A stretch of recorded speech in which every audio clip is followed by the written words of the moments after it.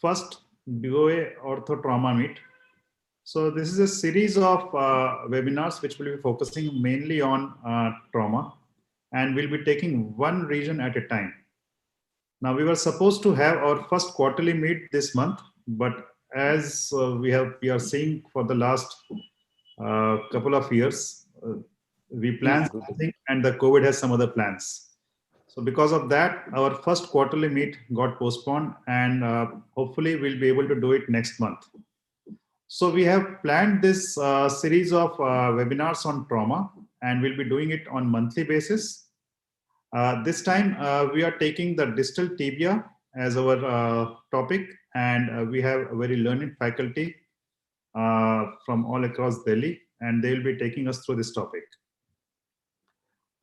This will be moderated by Dr. Sen, Viswarup Sen, who is a consultant at Sant Parmanand Hospital.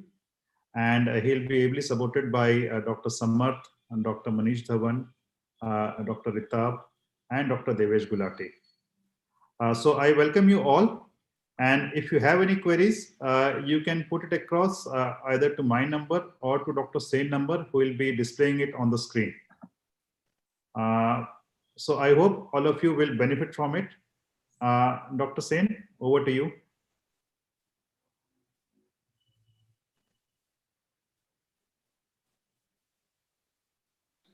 Am I audible? Yes. Yeah. Good evening to everybody and Happy New Year. We have not met in the New Year. So Happy New Year to all of you. And the good news is on the COVID front, it seems to be waning nowadays. So today we meet, and our topic is basically we'll be discussing distal third tibia fractures, including pylon fractures. And the schedule for the day is that we have 5 people who are presenting. One first would be approach and approaches to the distal tibia fractures, with Dr. Devesh Gulati is presenting he's from Sant Parmanand Hospital. Then there will be nailing in distal tibia fractures, which will be presented by Dr. Samarth. He's from AIIMS. Then I will be presenting plate osteosynthesis in distal third tibia fractures. Dr. Manish Dhawan from Gangaram will be presenting his lecture on external fixation and Ilizarov methods in distal tibia fractures. And finally, we will be discussing complications and its management. This would be Dr. Ritabh, who will be presenting this series of cases, and he'll be discussing the cases on that. I think with this, we can start on to our lectures. I will just try to display my phone number here. Yeah, this is my phone number, and you can share your queries directly on this number. The first number is mine. I have just put it across, and I'm putting Dr. Shekhar Srivastav's number also.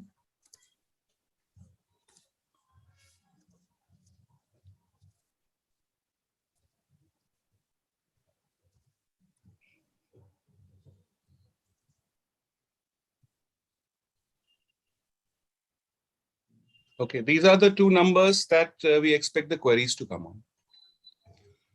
Are the numbers visible, sir? Yeah. Yeah. So with this, I think we can start. Dr. Divesh, approach and approaches to distal tibia fractures.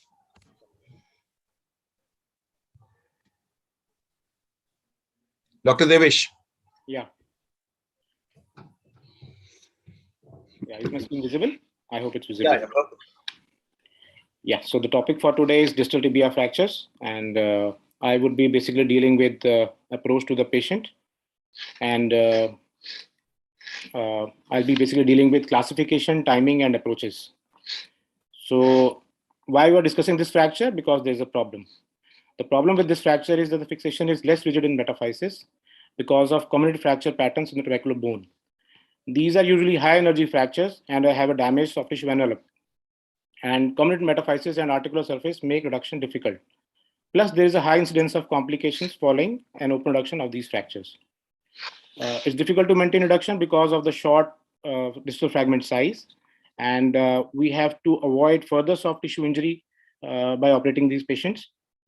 And there are usually fracture extension into the joint, which cause further problems. And then there's the issue of fibula, whether to fix it or not. That still is a dilemma in some fractures at least.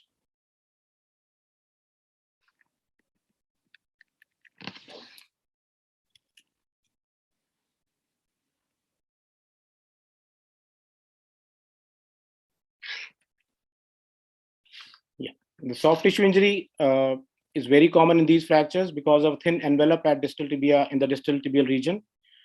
This leads to a high energy transfer to surrounding tissues.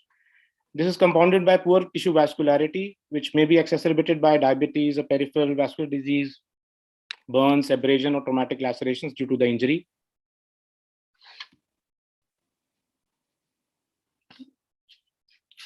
Coming on to classification, the AO classification describes these fractures as type A metaphyseal, type B partial articular, and type C complete articular. And the type C completely articular fractures are the ones which are the most problematic fractures, and we are going to focus on that majorly in my talk at least. So the extra-articular fractures may be simple, wedge, or multifragmentary, and partial articular would be either split, a split and depression, or a pure depression. And the completely articular fractures would be either C1, C2, C3. C1 would be a simple articular and a simple metaphyseal. C2 would be a simple articular, but a multifragmentary metaphyseal. And C3 would be a multifragmentary articular and a multifragmentary metaphyseal fracture. So the C3 injuries are called pylon or plafond fractures. Pylon in French means a pestle and plafond means ceiling. So when the talus acts as a pestle and impacts the distal tibia plafond, it causes a pylon fracture. It is basically a distal tibia intra-articular fracture with a metaphyseal extension. So pylon fractures are further classified by Rudy Elgar, and this classification is based on the distal tibial articular surface. Type 1 is split with no significant displacement. Type 2 is significant displacement of fragments, but with no significant comminution. And type 3 is impaction and comminution of the tibial articular surface. The mechanism of injury are either rotational or axial loading. Rotational injuries are usually low energy injuries, and they lead to a predominant talus translation. They lead to a little comminution and minimal soft tissue injuries. The other injury is axial loading, which leaves a large amount of energy. These are usually high energy injuries, and leads to proximal displacement of the talus and a comminution in metaphyseal and articular surface, and frequently a severe soft tissue injury. So the position of ankle and foot at the time of impact dictate the fracture pattern when the injury is caused by an axial loading. So a dorsiflexion of the ankle at the time of injury would lead to an anterior fracture. A plantarflexion would lead to a posterior fracture, and central injury would lead to a pylon kind of an injury. So this leads to frequently 3 fragments that are detected by CT scan: the medial fragment, the anterolateral fragment, and the posterolateral fragment. The medial fragment is pulled by the deltoid ligament. The anterolateral fragment, or the T-lox chapter fragment, is usually pulled by the anterior tibiofibular ligament. And the posterolateral fragment, the Volkmann fragment, is pulled by the posterior tibiofibular ligament. Associated injuries can be a lot. These injuries may be associated with polytrauma, multi-system injuries, other fractures. But the localized injuries that we are more concerned about are talus fractures. There is a very high incidence of condyle injuries and a calcaneum fracture. The evaluation is usual. It includes the full trauma evaluation of primary survey or secondary survey. We need to look at any open wounds. The patient would need a removal of foreign material and debris, saline irrigation, and a sterile bandage covering a splintage. Dr. Divesh, your voice is not coming. Am I audible? Actually, it's coming. It's Yes, fine. you're audible now. It is fine, sir. It is fine. Okay. So I'll continue. So Yes, please. we need to see any open wounds which need removal of foreign material debris, sterile saline irrigation, coverage with a sterile bandage. All this needs to be done before getting a radiograph. We need to reduce extruded fragment if there is any, and if it is possible. Soft tissue envelope is the most important thing in these fractures. We need to assess the degree of swelling, any blisters, We need to see the severity of contusions, abrasions, open wounds, as already discussed. These may be associated with compartment syndrome. We need to have a look out on that. Widely displaced fracture fragments can cause excessive skin tension, and they may jeopardize and already compromise skin circulation. We need to correct deformities, dislocations, and splint the fracture as soon as possible to prevent any further vascular insult. All this is done before getting a radiograph. We need to palpate pulses and get a Doppler if it is not possible. Temperature, color of foot, and sensation we have to see. A little word about fracture blisters. Fracture blisters may appear within hours of injury, or they may sometimes take 2 to 3 days to appear. These are basically a cleavage injuries between the dermal and the epidermal junction. Blisters can be of two types. They can be either clear-filled or a blood-filled. Clear-filled blisters have some epidermal cells, so it indicates a superficial injury, and they heal usually earlier. Blood-filled blisters indicate a more severe deep injuries, and the skin there is a problem. Treatment is routine. We de-roof and apply silver. Some people like to aspirate, and some leave as such. Literature says there's no difference. We all are aware of the open fracture classification by Gustlow-Anderson, but what is more significant in distal tibial fractures is the soft tissue injury in closed fractures. So it is classified into grade 0, 1, 2, and 3, with grade 0 being closed injuries, grade 1 with superficial abrasions or contusions, grade 2 being deep abrasions and contusions, and grade 3 are extensive contusions, crushing, compartment syndrome, and massive tissue degloving. So grade 3 is basically high energy mechanism injury. The imaging includes standard radiographs, the AP, the lateral, the ankle mortise view, full length knee with leg, that includes the joint above. And these x-rays are preferably taken in traction so that the overlap of fragments is reduced and you can decipher what kind of fracture it is. In some peculiar situations, we need opposite limb x-rays if the reconstruction is quite complex, or there is a pre-existing anatomic or some congenital anomalies in the limb. CT scan is the gold standard in pylon fractures. It shows us the direction of fracture lines, the articular fragment size and displacement, combination, impaction. It is very essential for planning our surgical incisions, the mode of fixation, and where to place our screws, wires, or pins. And CT scan is usually performed after primary splintage, or if it is an open injury or the fixation is being delayed, then a CT scan is performed after the X-fix is on, so that we eliminate substantial shortening and overlap, and fracture fragments and the other details are visible quite clearly. So we span it first, then scan, and then plan for our fixation, definitive fixation. The management includes standard management as of all fractures. We need to restore anatomical articular surface, mechanical alignment, joint stability, ensure union, regaining of functional and pain-free motion, and avoiding complications. C3 fractures, AOC3 fractures, and Rudy-Elgar type C fractures are poor prognosis.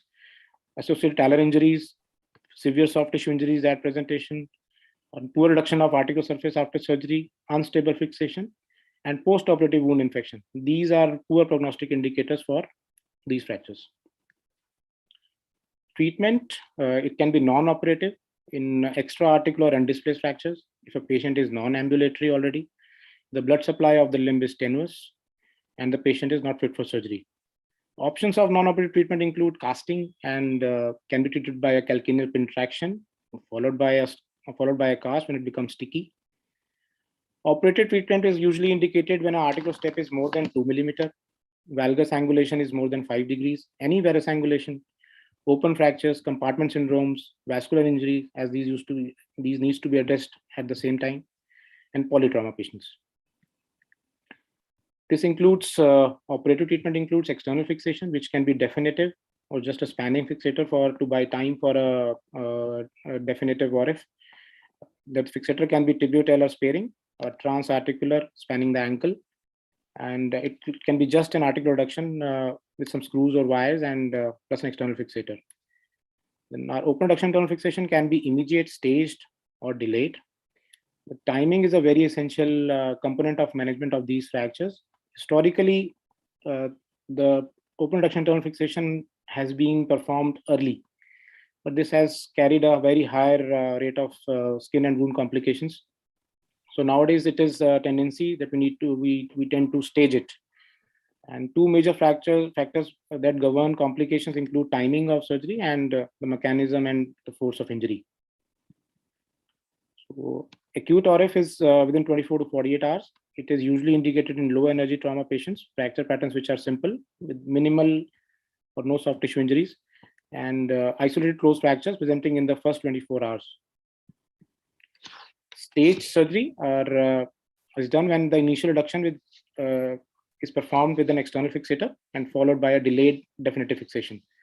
This is indicated in unfavorable soft tissue conditions like blisters and open fractures for patients who are presented late, in polytrauma patients for damage control.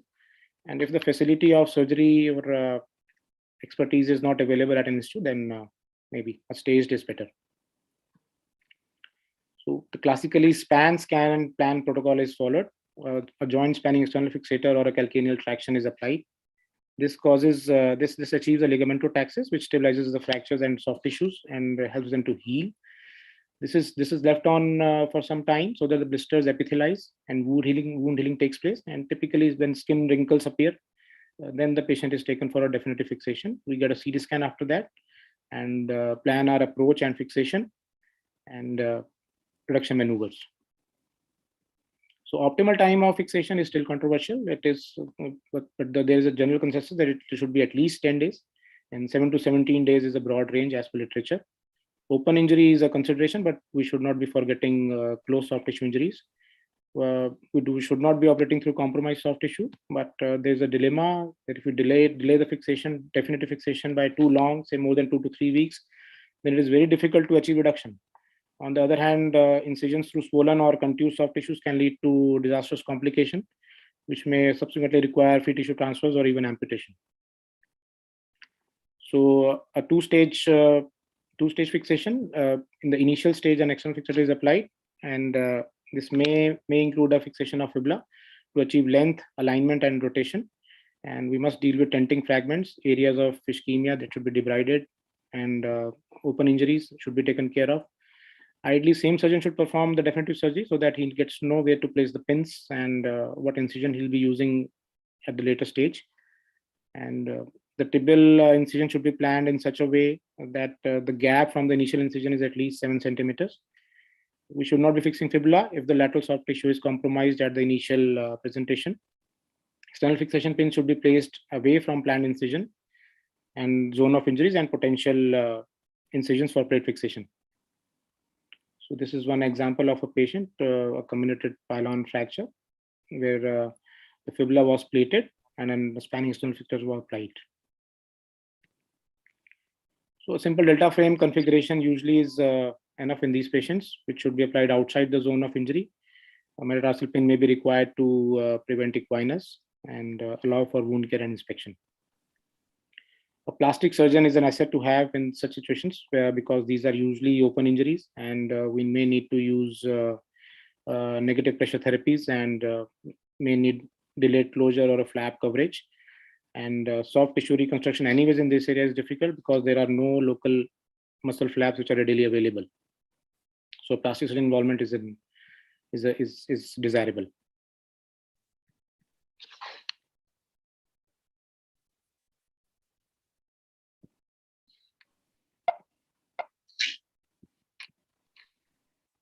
So approaches are guided by the location of the fracture fragments. There can be multiple fragments as shown in this cross-sectional CT image. It can be an anterior fragment, medial, central, anterolateral, posterolateral, posterior, plus fibula fracture. And this is a diagram showing a whole array of approaches that are available to deal with specific kind of fragments. So usually a single approach or a combination of approaches are used.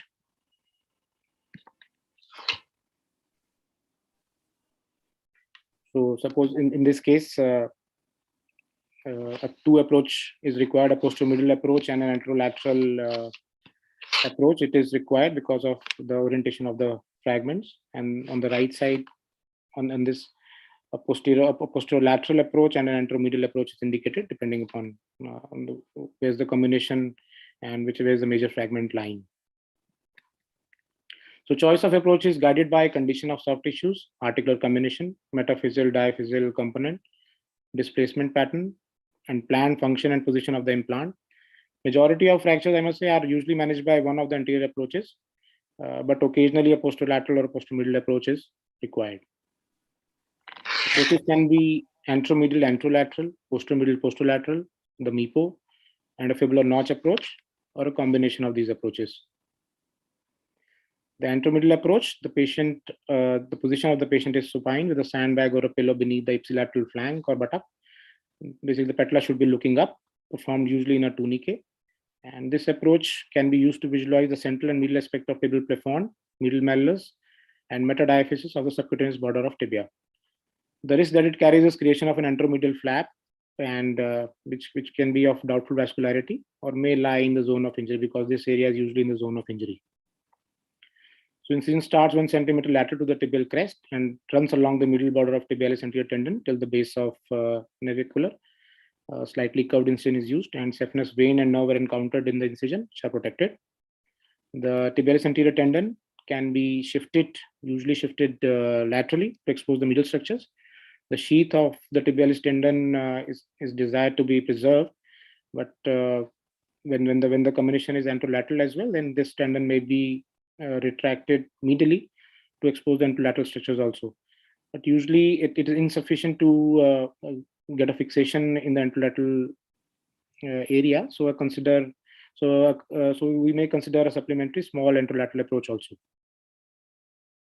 A modified antromedial approach is basically an extensile antromedial approach, and the metadiaphyseal incision is almost the same, but the incision in the ankle joint curves almost at right angles to the across the ankle, and this creates, and we need to create a full thickness skin flap, but there is still a risk of apex necrosis and the risk to the vascularity of the antromedial flap. The tibialis anterior is tibialis anterior, along with the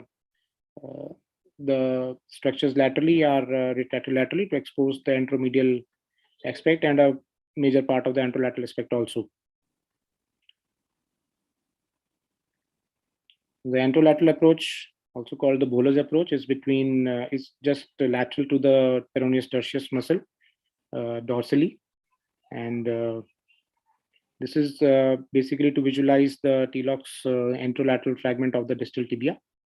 The incision starts from midway between the anterior fibula and the shin of the tibia and goes across the ankle in line with the fourth metatarsal. Full thickness flaps are created. Superficial peroneal nerve is encountered, which is protected. And the fascia and the extensor retinaculum are incised. The peroneus tertius is retracted medially, along with the other structures dorsally. The joint capsule is incised in line, and the fascia over extensor digitorum brevis may also need to be excised to visualize the talar neck in some cases. The T-Lox fragment, chapter fragment, can be retracted to get access to if there's any depressed fragment in the joint, posteriorly or centrally. The drawbacks of the incision are that the proximal dissection is limited by the fibula, where the intraosseous, where the muscles of the dorsal compartment originate, and we cannot go above 7 centimeters. We cannot deal with the middle malleus with this approach. And if a supplementary fibular incision is planned, then this incision is too proximal, too near to that incision, and may cause doubtful viability of the skin flap in between. So antromedial, anterolateral are the most commonly used approaches, and how to decide between these is usually by the skin condition and the morphology of the fracture. If the anterolateral fragment is small and the fracture line crosses the joint more laterally, an anterolateral approach is indicated. And if the anterolateral fragment is large and the fracture line is more medial, the antromedial approach is indicated. So the second thing is that wherever is the compression side of the fracture, that needs to be buttressed. So if in case of a valgus injury, a fracture with a valgus deformity, an anterolateral approach would be more feasible, because it would need an anterolateral buttressing more than a medial plate maybe. And the reverse is true for a varus deformity causing fractures. It would require a middle buttress, so an entromedial approach would be indicated. And articular impaction, as I told, are usually dealt with anterior approaches, but if it is just a central impaction, entromedial approach is preferable. Otherwise, wherever the impaction is more, that approach is preferred. Lateral approach is basically an extensile entrolateral approach described by Gross. In this, through the same incision, the fibula and the anterolateral tibia are approached, and a thick robust flap is created. And the incision is along the anterior edge of the fibula, curving distally, again protecting the superficial peroneal nerve. The interosseous membrane is exposed, and all the anterior structures are retracted medially. And the drawback of this approach is that there is no medial or posterolateral access, but the advantage is that we can create the fibula through the same approach. The posteromedial approach is indicated for these kind of fractures where the predominant fragment is posterior and posteromedial. And the plane is, in fact, multiple planes are possible in this approach. So the plane between tip post or tibia, tip post and FHL, and tip post and FHL and vessels. All these planes are possible. When the combination is posterior, posteromedial approach, posteromedial approach is indicated. In this, it can be done in a prone position or in the supine position. A pillow or a sandbag is placed beneath the contralateral buttock or flank, and the incision is centered on the ankle joint, midway between the tendoachilles and the posteromedial border of the distal tibia. The subcutaneous fat and deep fascia are incised. The neurovascular bundle needs to protect it, and multiple planes are possible depending upon which fracture fragment has to be approached. So between tibialis posterior and tibia, tibialis posterior and flexor digitorum longus. And there's a modification of this approach where we can even go till the fibula by approaching between the FHL and peroneal. So it is difficult, but we can have a view of the fibula from this approach also. The drawback is no access to the anterolateral or posterolateral fragment and limited fibula exposure. Neurovascular bundle is in the way, and it is difficult to assess the articular surface through this approach. The posterolateral approach is indicated in these kind of fractures where the major fragment is, the tibial fragment is posterolateral, and the combination is intense in the posterolateral area. So the plane is between the peronei and the flexor hallucis longus muscle. And the position. Divesh, I think you have covered all the approaches, all the 4 approaches now. So there's just one approach, Fibula notch approach. Yeah. So I think it's time to move on to the next lecture. Just finish off and we move on to the next lecture. So MIPO we are all aware of, and we have been practicing very frequently. The Fibula notch approach is a fibula open book approach. It involves a longitudinal incision from fibula fracture site to tip of fibula to the base of both metatarsals. This is basically a modification of the fibula turn down approach that is used for ankle arthrodesis. So an anterior blunt extra periosteal dissection is done to get to the anterolateral interval, and the anterior structures to the fibula, which are the anterior inferior tibiofibular ligament and anterior talofibular ligament, are cut, and the fibula is hinged on posterior structures. And the fibula is prized open by a K-wire or lamina spreader.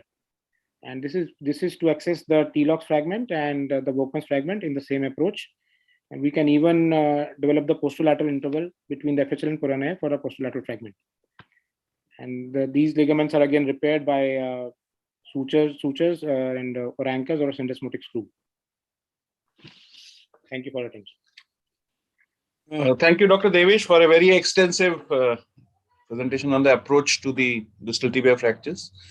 Now I'll be inviting Dr. Samarth for his lecture on distal tibia fractures nailing. Dr. Samarth.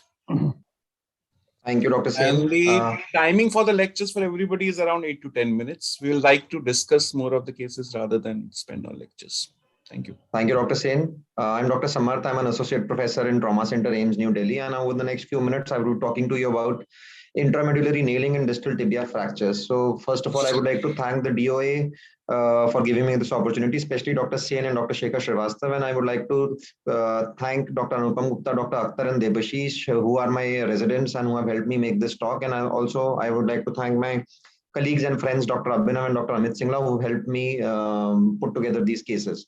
So distal tibia fractures have an incidence of around 9.1 per lakh per year, and the traditional treatment. Dr. Samarth, please put on full screen. Full screen, please. So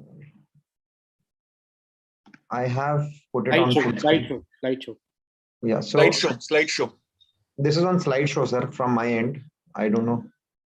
Okay, it's not showing as a slideshow. There's an icon on the bottom. You maximize it, please. It is not coming as a slideshow. Dr. Samarth, please maximize your window. The icon of a cup is there, Samarth. You can just click on that.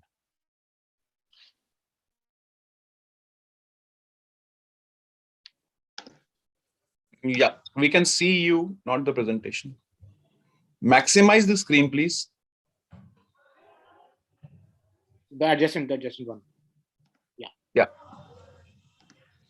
And now full screen. Slides, presentations. Adjacent to 60% it is. Yes. Yeah. Is this okay, sir? No, it's not happening. I think continue on this. Okay. Yeah, it's not happening. So, let's continue with this. Samarth, just click on the cup on the bottom. Sir, on my screen, it is actually full screen. I don't know what it is showing. I'm doing it on slideshow. Okay. Continue, please. Should I continue, or do you want me to? Yes. No, please continue. So these fractures are traditionally being plated, but the problems with plating are many, and it not just involves the extensive dissection because of the soft tissue stripping, but also wound adhesions that will be talked upon later by Ritabh sir. And it is because of the surgery of the trauma, swelling of the trauma that delays the surgery when we are planning for plating. And most of these patients have to have delayed weight bearing. And when we have open fractures or compound fractures, then plating is relatively contraindicated. And when we get patients with osteoporosis, the situation is even more difficult for plating. And hence, intramedullary nail is a very lucrative option if it can be done in these fractures.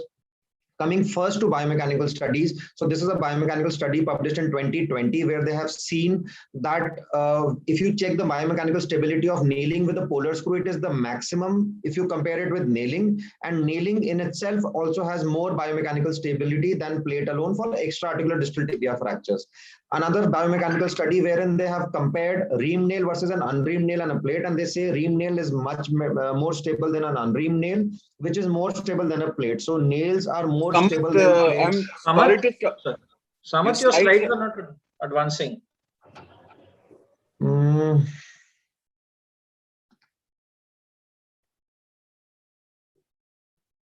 I think just switch off the PowerPoint presentation once and start it again. The slides are not moving.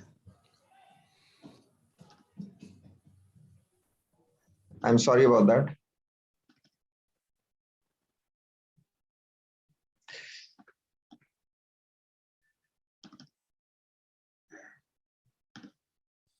Stop the PowerPoint presentation and reopen it.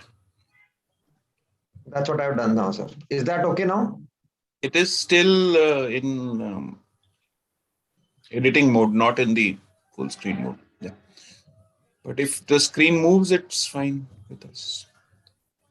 Can you see my slides moving now? No. So can you please ask the next speaker to go on, and meanwhile I can fix this? I think I will take the next lecture, and they'll come back to you. Sorry. I think stop sharing your screen. That's what I've done. Yeah. Okay. So just move over to the next lecture.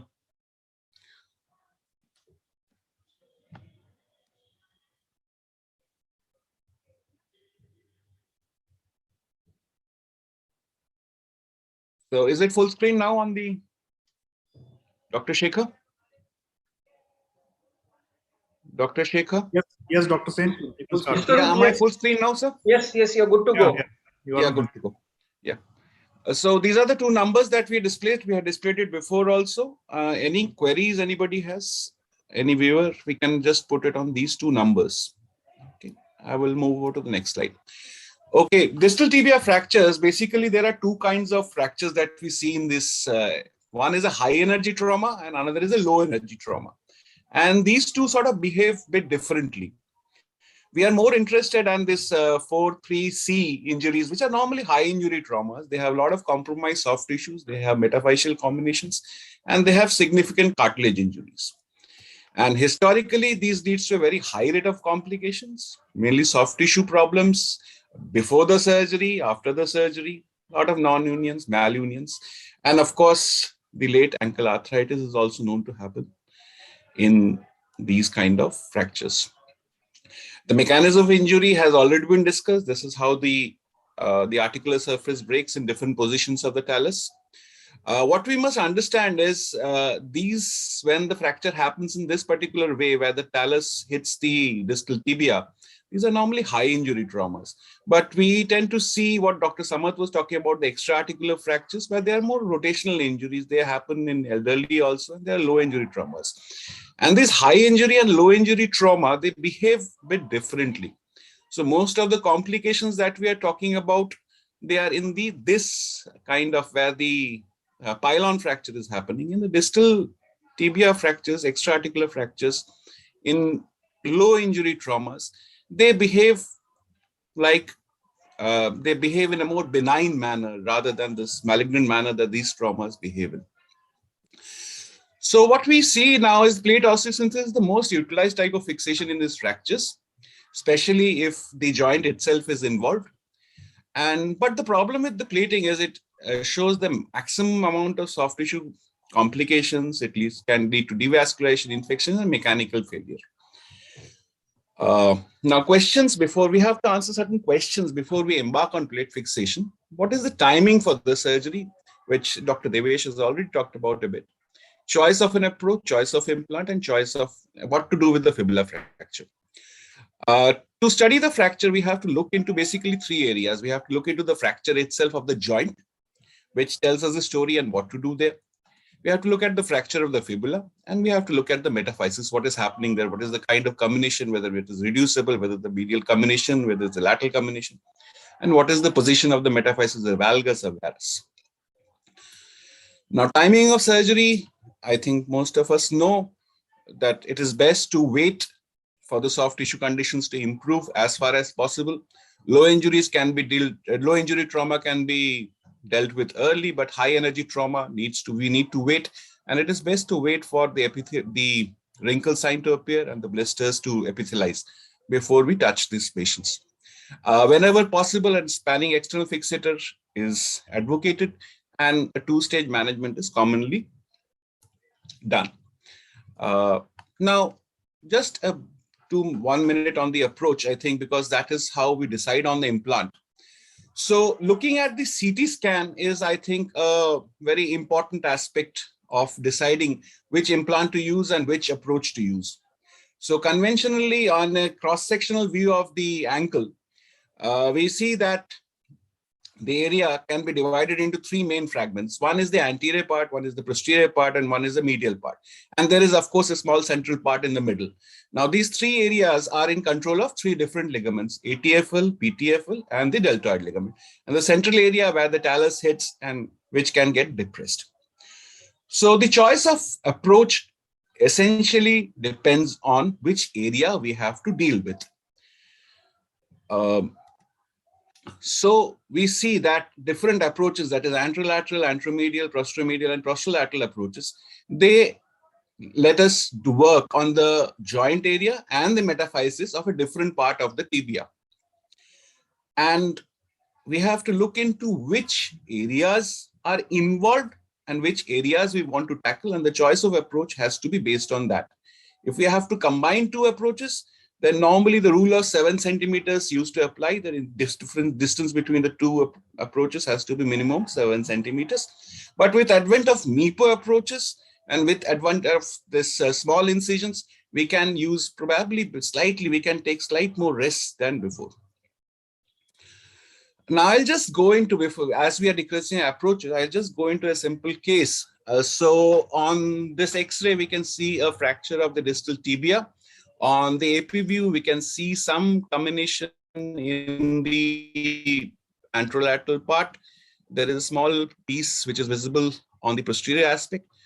The CT tells us that there is a Shaput fragment and there is a Volkmann's fragment, and there is some anterolateral combination. But this is 3-week-old trauma, and the skin is good in this patient. Now, as we bring our interest to the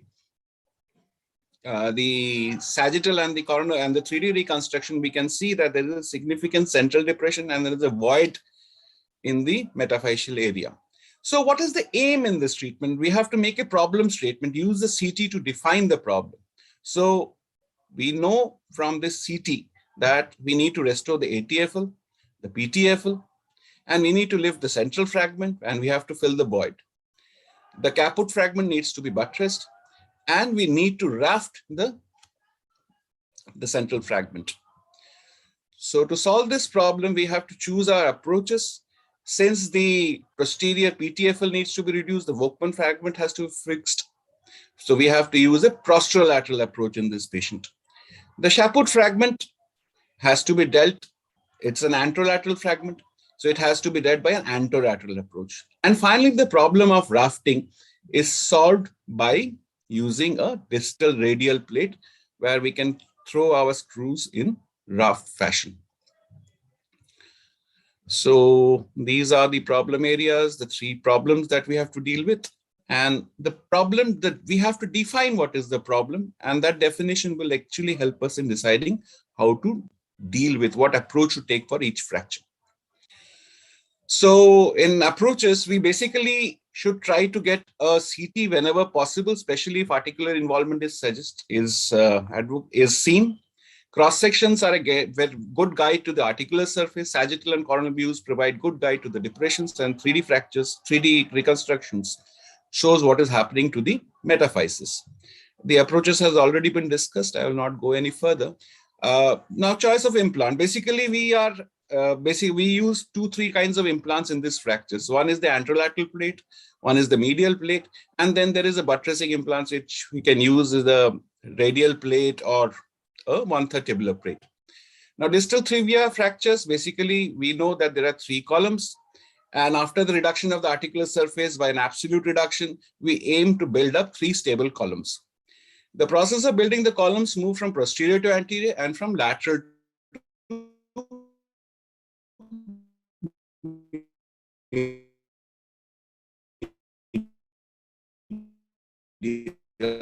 so that means posterolateral is the first position where stability is coming from, and of the column of the metaphysis. And that is how we have to decide whether we have to use an anterolateral plate or we have to use a medial plate. And if there is a posterior fragment, there is of course the question of using a posterior buttress plating. Now we have to understand the articular surface is essentially fixed in absolute stability, the metaphysis probably in relative stability. Now just go into one simple study, and this was a biomechanical study on cadaver bones. So what this study actually showed is that if the fracture has a varus angulation or there's a medial combination, then the medial plating probably gives much more stronger resistance to axial deformation, to deformation on axial forces.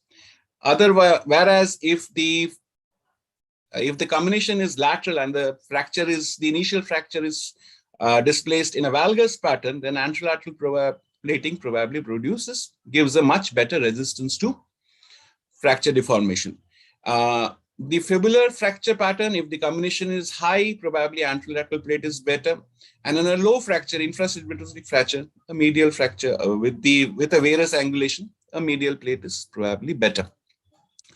Now, grossly about the plates, the fracture reduction is the most key, and a good bony apposition is able to handle majority of the load, regardless of the plate position. We have to ensure if there is a combination present in anywhere, we have to re-establish the tension band which resists the original deforming forces. When non-weight bearing position, probably both the plates, the medial plate and the lateral plate, will do equally well in most situations. The articular fracture has to be treated by absolute stability, and the metadiaphyseal part has to be treated by relative stability. And finally, one more important thing, if you take the anterolateral plate is not a perfect plate if there is significant medial metaphyseal comminution, because that plate does not capture that area well enough. So I'll just go to a simple example. This is a valgus oriented fracture, 28-year mold, good soft tissues, and a valgus fracture pattern. There's a transverse fracture. This is with comminution of the distal fibula. There is an area of medial comminution also in the diaphysis, and the medial column fracture at the articular level. So how this patient has been treated is by an absolute stability, that is a 4 mm cancellous screw fixation at the medial column at the articular level. Since it's a valgus pattern, an anterolateral plate has been used. And furthermore, through the anterolateral approach only, a medial plate has been applied to take care of the medial comminution. The fibula has been left alone in this particular fracture. Another fracture, this is again a valgus orientation fracture, major medial comminution, but the fracture, the articular surface itself is not involved. So what has been done, the fibula was fixed initially in this fracture. Subsequently, through the fibular incision only, a small 1/3 tibular plate was applied to take care of the lateral cortex of the tibia. And finally, in bridging fashion, the medial locking plate has been applied. A similar case, lot of comminution, extra-articular fracture, significant comminution in the tibia, both medial and lateral, initially treated on a spanning external fixator. And finally, this kind of configuration of the plating was done, including using a very long anterolateral plate for relative stability and short plates, buttressing plates on the medial side, which has been done in MIPO fashion. So about the choice of plate, we have to understand that low profile pre-contoured locking plates are most commonly used. No clear literature support for locking plates over conventional ones, though low profile and newer plates produce less soft tissue complication. Anterolateral plates are covered by tendon. So are they better? We don't really know. But we surely know one thing, that the anterolateral plates fail to capture the medial articular fragment adequately. So if a medial column is comminuted, I think there is a strong case for using a medial locking plate. Now, finally, coming to the fibula fracture, the fibular fracture fixation was very commonly advocated by Rudy and Allgauer in the initial study for articular involvement. The principal benefit that is suggested for fibular fracture fixation is that indirect reduction of the Tilloch's and the Volkmann's fragment. But it does come with some demerits also. It gives an extra incision, so hence more soft tissue problems, increased chance of infection, and probably some have suggested that it can lead to non-unional tibia because the fibula is because of lack of cyclic loading of the tibia, because the fibula is being fixed in an absolute stability fashion. So what literature says that probably the fibula fixation doesn't actually change anything much. It probably does not reduce the rate of valgus or varus deformity, does not reduce the rate of anterior posterior deformity. But what it does is that it prevents the rotation of the distal fragment. It improves the rotational stability of the distal fragment, especially when used in conjunction with nails. Another commonly advocated surgical process was to use a fibular plating along with external fixation. Now, this is a RCT which is published from China in BMC, where they did more than 100 cases of distal tibia fractures who were treated with external fixation, and they were divided into 3 groups. Some were plated, some were fixed with K-wires, and some were left alone. So what they say that fibular fixation actually did not alter the final outcome in any way in all these patients. So fibular plating probably is essentially when it is associated with a bony syndesmotic injury. They may enhance rotative stability in nails when used in conjunction with nails. Non-unions because of fibular plate is not supported in literature. Now, finally, one more case. This particular fracture, I think everybody can see here, it's a valgus pattern fracture. There is posterior fragment present, and there is anterolateral combination. So what was done initially was stabilization of the fibula in a closed fashion with a rush pin. It does gave back the length of the fracture, restored some anatomy, and then subsequently the posterior fragment was buttressed first with a 1/3 tabular plate, and finally an anterolateral plate was used to fix the structure. So to compute time the surgery correctly, use the CT for articular fractures to decide what approach to use.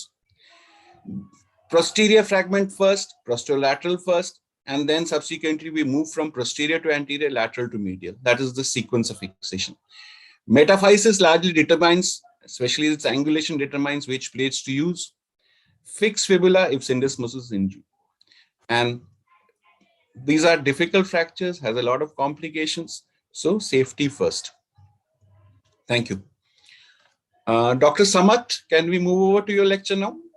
I think so, sir. I can give it a try. I hope it works this time. Yeah, I will just stop sharing my screen. I'm sorry about the technical glitch. I hope this works. So is it full screen now?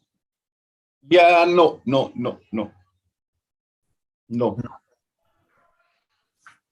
So I don't know. I moved to a different computer. If it's still not, if you can see it, I can continue probably. Otherwise, I don't see a way to. I think it is not screen, but still we can actually see it properly. So go ahead. Okay. So you can try moving your slides. If it's moving, then fine. Is it moving, sir? The slides? No. So don't use the full screen mode on your computer. Just go to the editing mode and now it's moving. Now it's moving. Now it's moving. Fine. It's good to go now. Good to go. So should I start? Yes, where please. I left? Yeah, Yes, please. yes. So I was at this point that in this study, they have seen that biomechanical stability of a reamed nail is much better than that of an unreamed nail, which is more than that of a plate. So when we compare a plate and a nail has more biomechanical stability. But yes, this is for extra-articular fractures. So, and then even for intramedullary nails, they've done a study, a meta-analysis, where they've seen if the fibula is not fixed in these fractures, they have similar incidence of immediate post-op malalignment, delayed union, non-infection or infection, non-union or infection. But if you do fix the fibula, then there is a decreased risk of late malalignment, something that we used to talk about in proximal tibia, late varus. So there is a decreased risk of late malalignment if you fix these fractures with a nail and do a fixation of the fibula as well. So, and this study, they have seen, this is a 2020 study where they have seen at least 2 distal screws and 1 proximal static screw is required in these fractures. If you want to put in more screws, 3rd screw, 4th screw distally, yes, that may help you, but at least 2 screws is something that is required. And in this study, they have seen how the target and alignment of distal tibia fracture should be obtained with a nail, and they have seen that malalignment is almost 30%. And the deformity that most commonly occurs in 70% of cases is valgus. So they have postulated that the nail should go either in the central position in the distal part, or it should be slightly lateral. So there is slight varus, and the nail in lateral view should be posterolateral to get a good alignment. And then this study shows that how a suprapatellar nail is better than an infrapatellar nail in terms of functional outcomes, knee pain, knee scores, lower rate of fracture deformity when done for these patients. So suprapatellar nail is better than an infrapatellar nail for distal tibia fractures. And this meta-analysis where they've compared nailing versus plating, they've seen that there is same rate of deep infection, delayed union, and implant removal. The only thing that you need to watch out with the intramedullary nail is that there is more chances of malunion because there is higher chances of malreduction to start off with when you're doing these fractures. And because of the entry point, there is a chance of knee pain. While for plating, we all know that there is a higher chance of wound healing and more superficial infection. Another study, a systematic review, they have seen that plating leads to more chances of infection while nailing leads to more malalignment. So whenever you're nailing these fractures, be aware that these can have malalignment, and that is something that needs to be taken care of intraoperatively.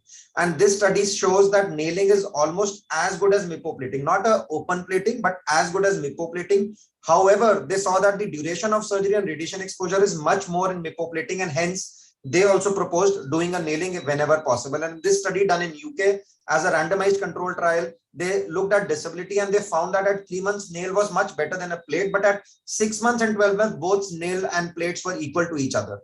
This study is published in Journal of American Academy of Surgeons. It's a very nice study on what are the tips and tricks to do intramedullary nailing in peri-articular and intra-articular fractures of the distal tibia, and they give us a lot of experience on how these fractures should be nailed. Coming to this paper by Dr. David Helfet, where they have published 32 patients where they have nailed non-union distal tibia fractures, and out of them 29 united in 3.5 months and the rest 3 also united in 5 months. So they said not just for acute fractures, but even for non-unions, this is a viable option.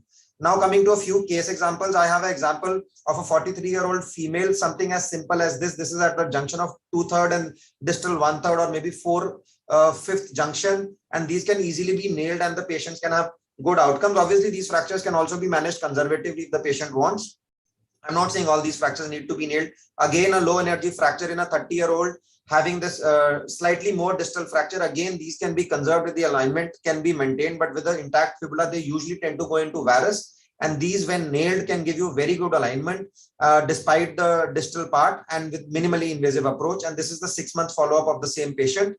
Another patient of a 30-year-old male having a high velocity injury, having this grade 2 open fracture with the proximal tibiofibular joint dislocation. And this is where a nail can be done, and proximal tibiofibular joint was addressed because of the compound nature of the wound with K-wires. And then this patient had really good outcome at 3 months post-operatively and the wound healed. Another case of a 27-year-old male having a more pronounced fracture at the proximal tibia, but also having a mildly displaced fracture at the distal tibia. A nail is something that can easily take care of both these fractures, which a plate cannot. And these can easily be nailed and have very good outcomes at 6 months follow-up. A 52-year-old male having a very distal fracture, which a few years back I would only have plated, but then these become really easy when you try to nail them, especially using the suprapatellar approach. Reduction is the key. So percutaneous reduction, clamp, blocking screw, polar screw, or whatever you require may be required. Here, if you see, one thing that I've done is I put in the screw from lateral to medial aspect instead of medial to lateral. And this is a trick that I say can be used in very distal fractures when you think the fracture is in a pattern that the locking screw can go through the fracture side. This is the post-operative X-ray of the same patient. Another patient, 67-year-old male, having this segmental fracture of the distal tibia, can easily be nailed to a very good alignment and to get a very good 1.5 months follow-up and to get a 3.5 months fully united fracture with very good mobilization. Another case of a 56-year-old female. She is in fact one of our senior sisters in the operation theater, and she got this fracture and she wanted it to be done fast. She was out of station. The moment she came, I had to go in the evening to nail this fracture. Seemed like quite a simple job for me to do. But the moment I started nailing this fracture, I realized that she doesn't only have a distal tibia fracture, but it's also a lateral malleolus fracture if you see very closely. And on intraoperative X-rays, I saw a medial malleolus fracture and a posterior malleolus fracture. So this was a trimalleolar fracture with a distal third tibia fracture. And since I only had a nail, so the best thing I did was I put in a thick K-wire into the fibula to stabilize that fracture and use some cancellous cannulated screws for the posterior malleolus and medial malleolus, and then did a nail. The point to note here, the only point I want you all to take home is whenever you're operating on these fractures, fix the intra-articular fragment first and then do the nail. There is a study which shows very clearly that if you do a nail first and then try to put minimally invasive screws in these fractures, then you cannot get the alignment right. So this is a 5-month follow-up of that sister.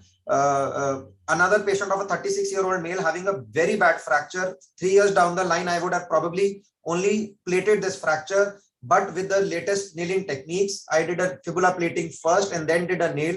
This is something I got from one of my friend, Dr. Amit. And then after doing a nailing, because of the bad soft tissue condition and the poor diabetic control of the patient, we have put in percutaneous screws to the medial malleolus, and the patient had a really good outcome. This is 3 months outcome, and this is a 1-year outcome of the same patient. The patient has slight amount of valgus, which is known to occur as a late malalignment in these patients, but the patient is happy and he doesn't have any complaints at all.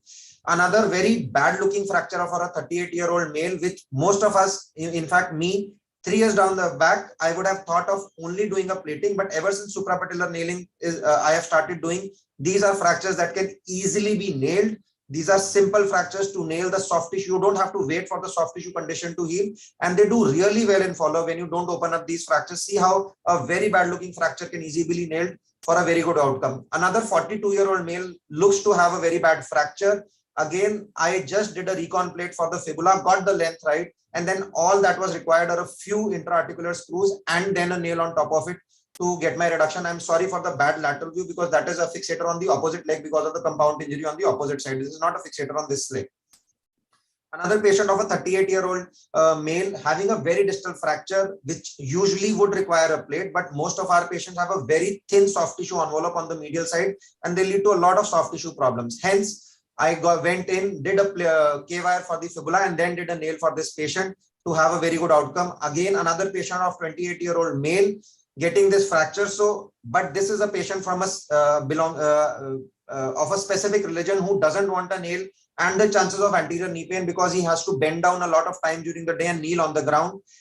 Despite my convincing, I couldn't convince him, and that is the time when we can do a MIPO plating or MIS plating in these patients. This is the immediate post-operative X-ray with those incisions, and this is the 1-year follow-up of the same patient. So nailing is not always the option. I'm sure this will be covered up in detail in the subsequent talks to come.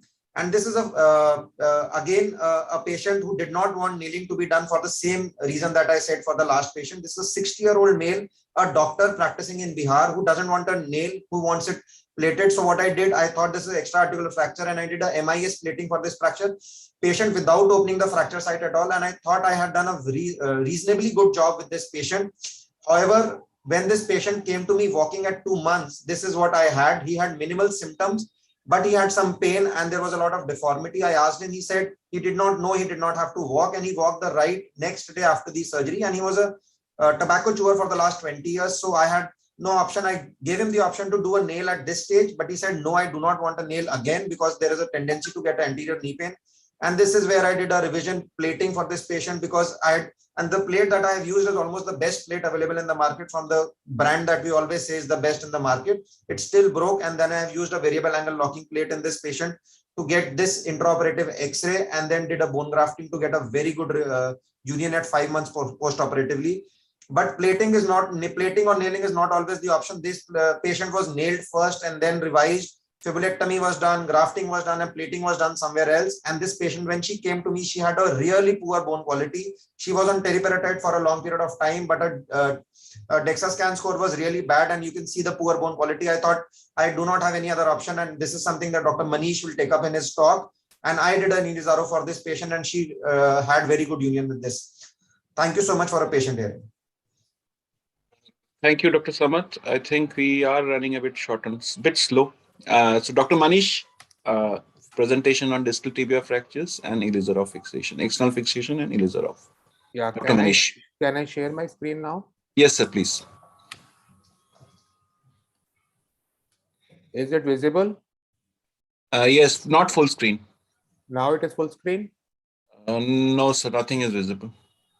Not visible? Not visible. Just 1 minute. Meanwhile, Dr. Samarth. Sir. Is it visible now? Yeah, it's okay. It's okay. It's full screen? Yeah, full screen now, sir. Okay. Okay, Dr. Lalit, you were, hello? Yeah. No, you can carry on. Yeah, carry on. I think finish off the lectures, then we'll go to the discussion. I really thank DOA, Dr. Sen, Dr. Shekhar Srivastava for inviting me. Now, my topic will be management of distal tibia fracture, including Pylon by external fixators. And I work in Gangara Hospital.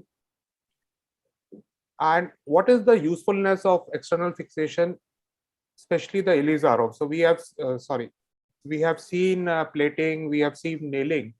So Ilizarov method is a useful treatment of severely comminuted distal tibial fractures, especially the pylon fractures with skin problems. It has become a treatment of choice in selected cases of open fractures or fractures with severe soft tissue damage, blister formations, skin degloving, where internal fixation should be avoided. Now, the benefit is that it can be performed in acute stage of blister formation or swelling, as wires and pin help in decompressing the compartment. You don't have to wait for 2 to 3 weeks, and you can do straight away the Ilizarov, and it is a treatment of choice in infected non-invasive. So the basic point is that there is a small window of Ilizarov, which is, I think, a very useful modality, and a judicious use always helps. So these are the type of the injuries or this is the infected plate, where we can use it very nicely. Now, Dr. Divesh and Dr. Sen has already talked about the mechanism of injury. So usually the high velocity trauma, especially the pylon fractures, which are caused by axial loading, and with a high fall from the height of motor vehicular accident, Ilizarov and LRS is a very useful modality in the treatment. Now, there is a second variety where is a low velocity trauma. It can be caused by shear loading, rotational, or lower energy impacts. So the internal fixation is a useful modality in these type of fractures. Now, a lot of talk has been done by Divesh regarding the radiology. So, X-ray in two planes, AP lateral, you can also add the Mortis view. And if CT scan is not available, then 45-degree oblique views help. But I think CT scan is one of the very useful tool in planning for the articular reconstruction. MRI almost never used, but angiography sometimes when there is a vascular injury. Now, before going to Ilizarov, so I think just spend a minute on the safe zones. So the cut number 1, 4, and 6 are very important. But cut 2, 3, 4, 5, 6 are the same. So if you see the proximal zone, you have to engage the tibia and fibula, it is better. You can have your fixator lower down also. In fibula, you have to mark the fibular head and divide it into 4 quadrants. So the pin can pass safely from the upper and the inner quadrant. So you can use a combination of 3 wires, 2 wires with 2 pins. You can fix that upper front. Second is you can use 1 wire and 1 pin. So second, third, fourth cut and the 5th cut are the same. Now we come to the distal cut. That is important because in the pylon fracture it is very important. So it is better to engage the fibula and tibia. You can have a combination of 3 pins, mostly the 3 wires, mostly the olive wires and a pin, as depending on the fracture. So a lot of wires and pins can be used in this cut. Now, to give extra support, because it's a distal tibial fracture, so you have to use calcaneal pins. So you can have a combination of 2 wires, 1 pin, or 2 pins or 1 wire. Now, I'll show you small animation how to apply the Ilizarov fixator in distal tibial fractures. So this is our fracture. It's a lower down involving the joint, the periarticular surface. Now, first thing is that you give traction. Once you give the traction, the fracture reduces. You can also use a 3 mm pin and you can use the joystick and you can manipulate the fragments. And also that time you can put the cannulated screw to fix the fragments. Now you put 2 wires. This is the upper ring. I put it lower. You can put it at the upper part also. This is 1 ring. This is the second ring above the fracture. Now this is the combination of olive wires where we fix the fragments. So this is the third ring.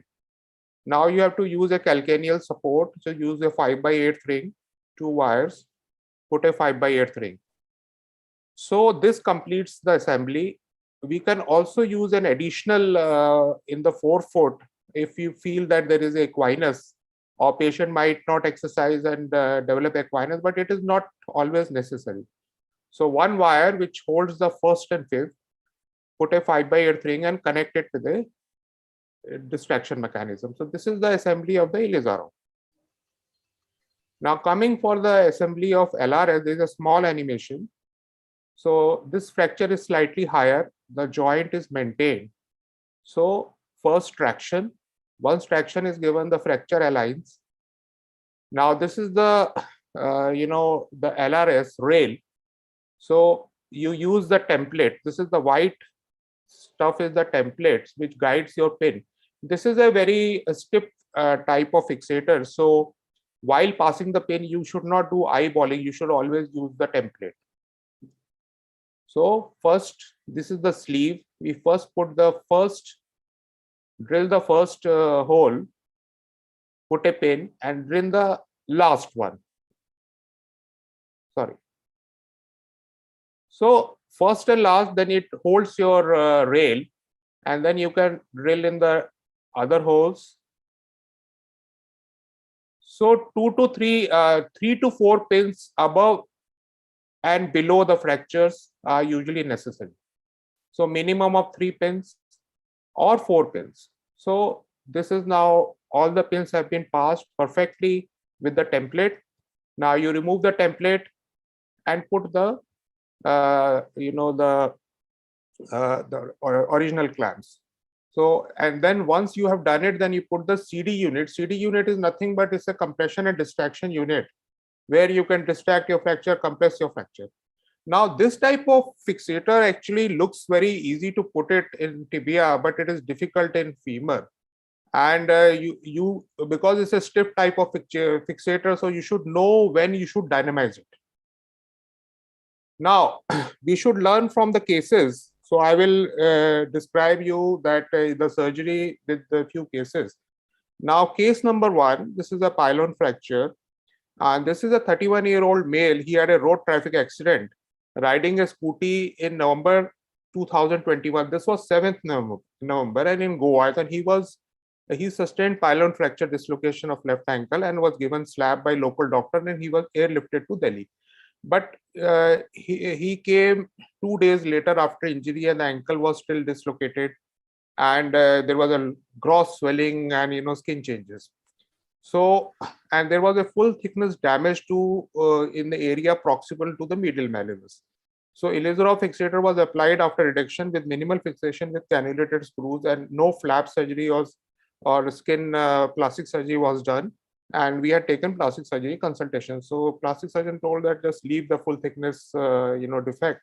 It is going to heal by in its own. So this is his situation. You can see a full thickness defect here. If for this, if you have to wait, then you have to wait for a long time, or you have to do some, flap rotation surgery. So what we did, that this is his X-rays. This is the CT scan. So what we did, that we put a intramedullary Ilizarov wire, held all the fragments with cannulated screws. The medial malleus was held by two cannulated screws, and the posterior fragment, this posterior malleolus, was fixed by cannulated screws. And you can see the incision below. This is the modified anterior-medial approach described by Dr. Divesh, and this skin defect was left like that, and the frame was applied to hold it. So this is his clinical picture 2 days back. This is his X-ray, if you can see. Now, this patient is still, the frame is,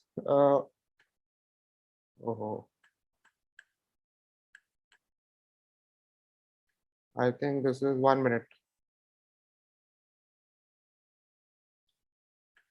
Is the video working? Yes, perfectly. So you can see that, this patient is walking comfortably, and the beauty of Ilizarov is that, you can start partial weight bearing during the treatment. So I have no fear that this fracture will collapse, because the 2 tension wires in the calcaneum, they are quite sufficient. You can see it's very comfortable.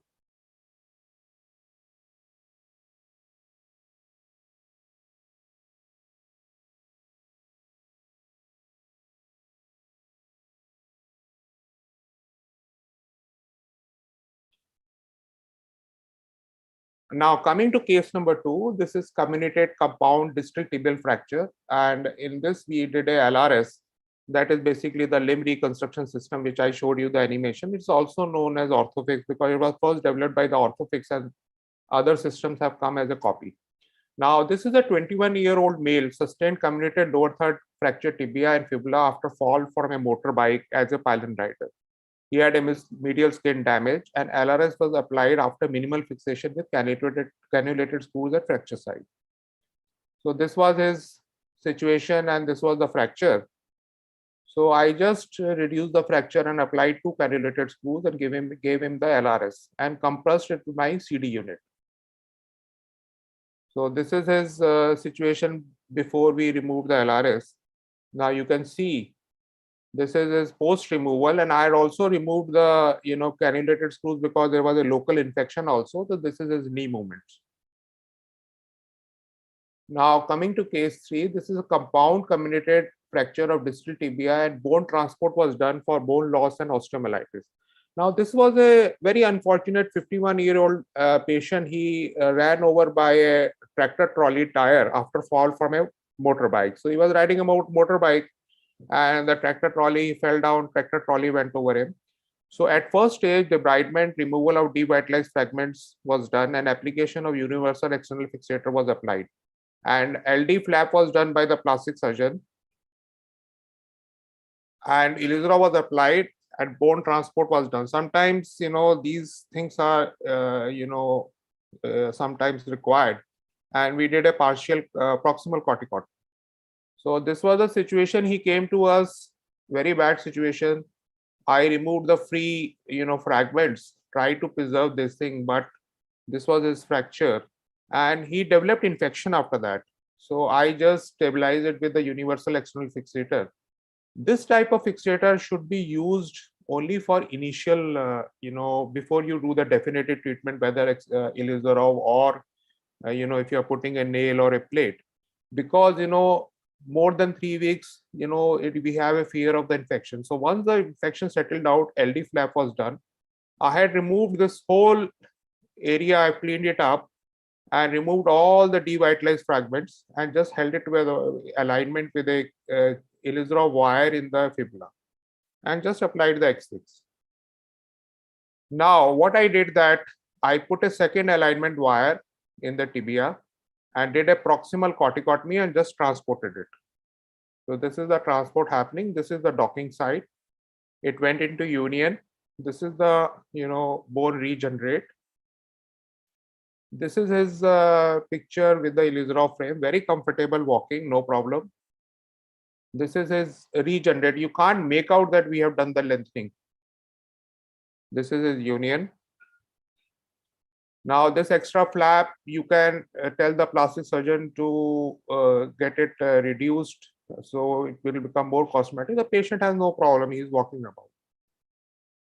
Now coming to case 4, this is a compound fracture distal tibia and additional fracture at proximal tibia. So similar case was shown by Dr. Samarth Mittal. So we see that how we can manage this with Ilizarov. So this is a 41-year-old male, had a motorbike accident, sustained multiple fractures of right tibia. Distal tibial fracture, had a compound wound. And debridement was done. It's a small compound wound, and debridement was done. Intermedullary alignment wire was put. Proximal fracture was stabilized by interfragmentic cannulated screws, and Ilizarov fixator was applied. So this is a small wound, but I didn't want to take any chances, so debrided it. This was his fracture, one fracture at proximal part and other at the distal part. So very easily, I just put a Ilizarov alignment wire, reduced this fracture with 2 cannulated screws, applied the Ilizarov frame. Patient is very comfortable walking. I didn't require the calcaneal ring for it. He is walking over it from the 3rd day of surgery. This is his union, if you can see. And after removal of the frame, you can see his knee movements. Now, this is case number 5. This basically, a important case where we use this treatment in a failed internal fixation. Now, this is a non-union distal tibial fracture after failed internal fixation. So excision of non-union was done and bone transport was done. Now, this is a 51-year-old overweight woman, sustained closed fracture of lower third tibia and fibula. She was crossing the road and ran over by a motorbike tire. Internal fixation was first done and an anterior lateral plate was applied and later reinforced by a small locking plate. And this patient went into non-union and she was referred to me and I treated it with Ilizarov. So this is a very simple looking fracture. If Dr. Sain has elaborated over it. So very simple looking fracture. And internal fixation was done, but this fixation was because in the lower cancellous part, the anterior lateral plate did not give a good fixation. So the surgeon tried to put an extra plate and bone grafting. So it was nicely reduced and fibulectomy was done. But it went into non-union. So there was 2 failed plates. So I excised the non-union, because keep on doing plating is not going to help. So I excised the non-union, did a proximal corticotomy. This is our frame, transported it. This is the regenerate. This is our final union picture. This is her, you can see she is very comfortable, treated fully. This is her leg, lot of scars, so many fixations. Now, last case, this is, I did it on 27th. This is 3 days back. Now, this is a grossly comminuted pylon fractures, diabetic neuropathy, skin problems.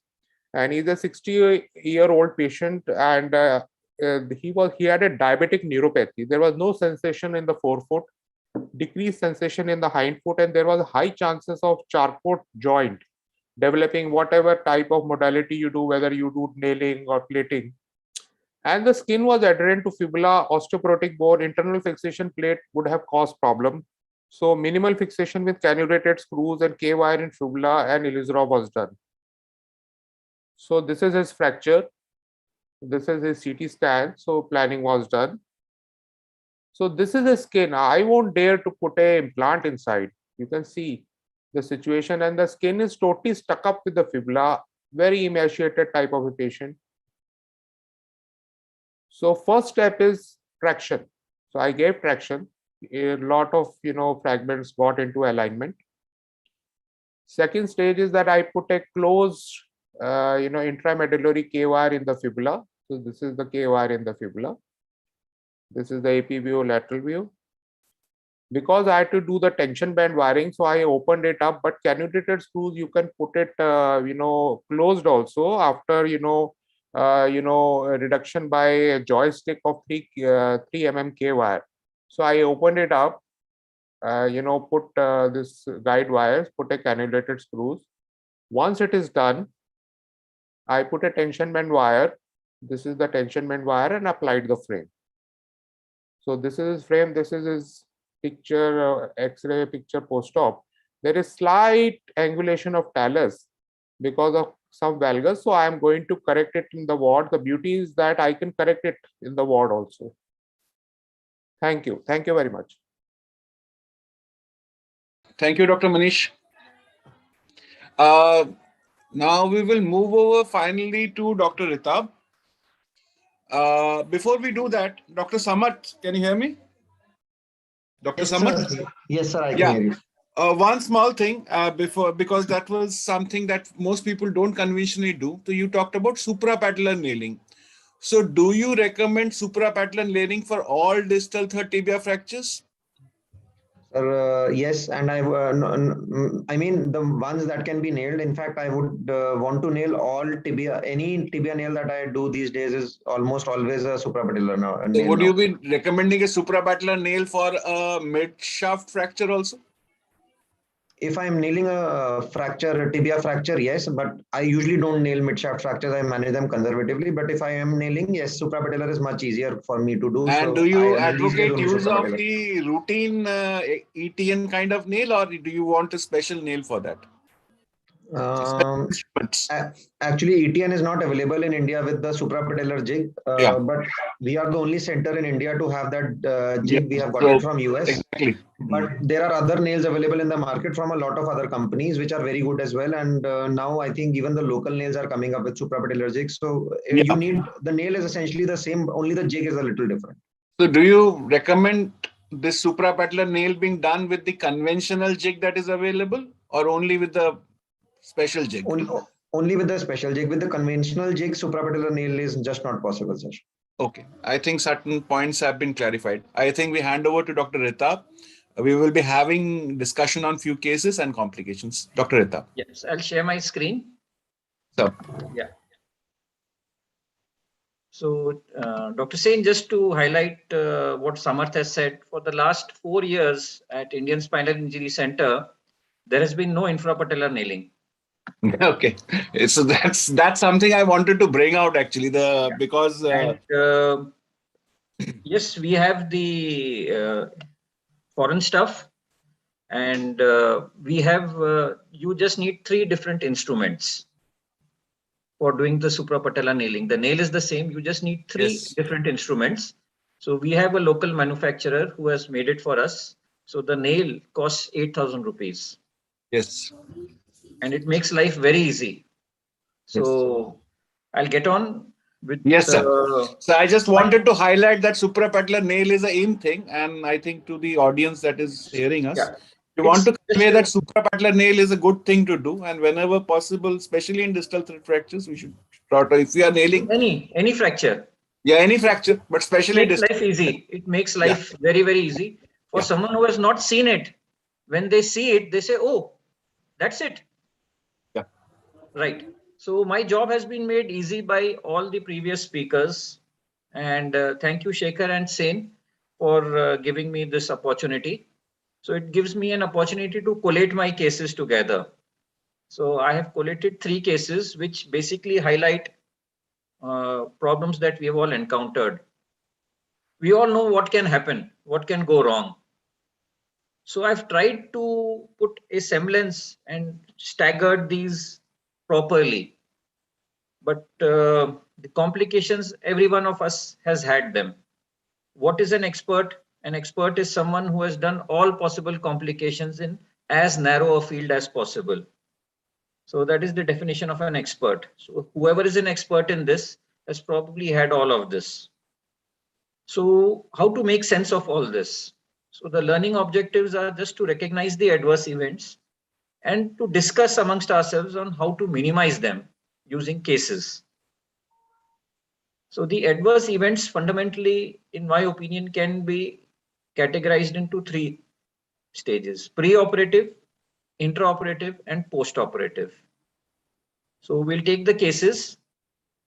So this is a 65-year-old gentleman on dialysis, has a trivial fall and has a spiral fracture. Nothing serious, something very innocuous. Can anyone spot anything on a closer look? Distal tibia fracture, intra-articular probably extension. Yeah. Probably. मतलब ये सामर्थ फेंक रहा है from experience. Let's look at it closer. Yeah. Oh, it is there. It is there.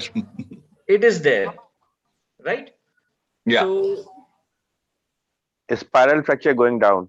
yes. So the spiral fractures, which have the lowest category in AO fracture classification, are probably the most notorious to deal with because they are approached with a sense of the easiest fracture. Anyone can do it, and lo and behold, so a suprapatellar nailing has been done. Right? Closed reduction was not possible. So you can see these staples, and open reduction was done. Clamps were used to reduce the fracture well. And these are interlocking screws.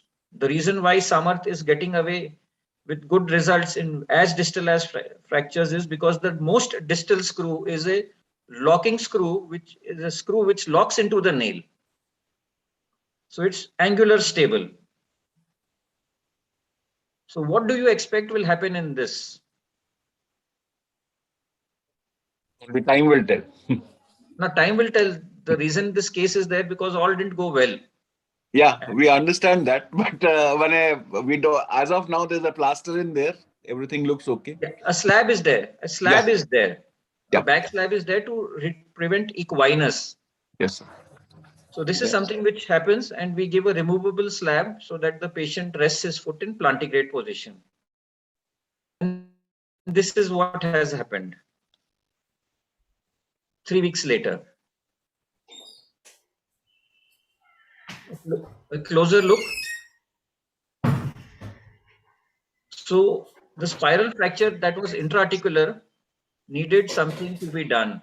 It's just split open. It is the surgeon to blame for this. This was a failure of understanding the injury. So what does this case teach us? That if there is a spiral fracture, just beware. Look at the X-ray pre-op, intra-op more carefully. And in this case, you can see there is a posterior malleolus also.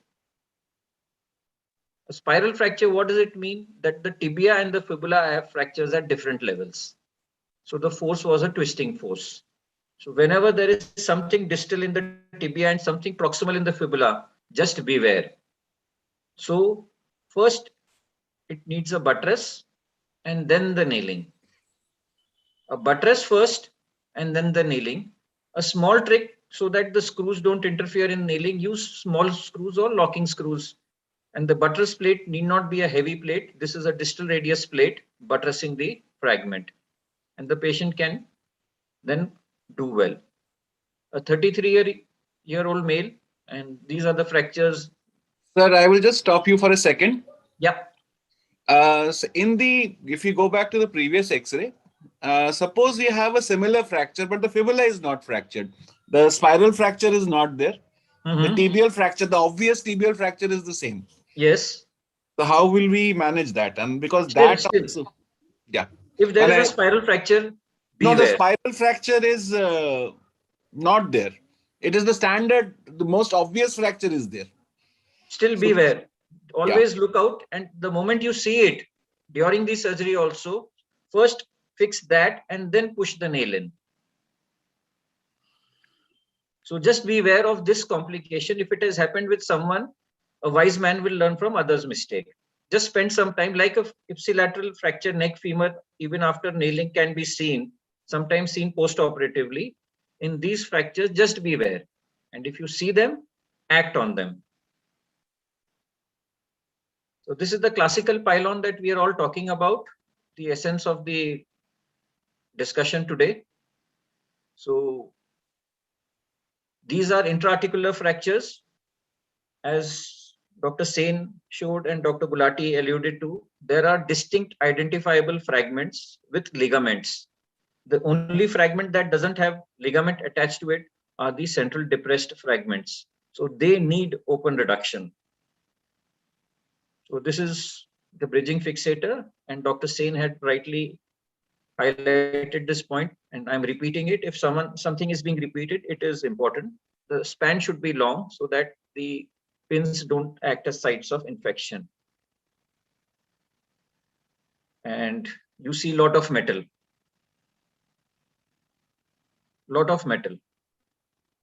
So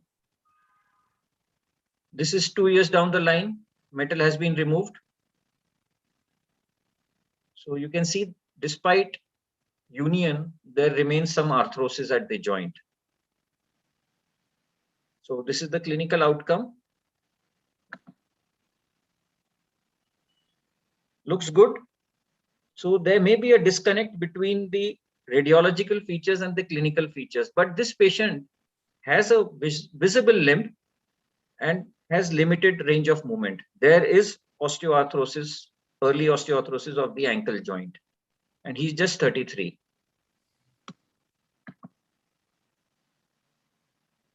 A 53-year-old male, when you see something like this, bilateral pylons, think of other injuries elsewhere. So he had a pelvic injury and he had urethral injury.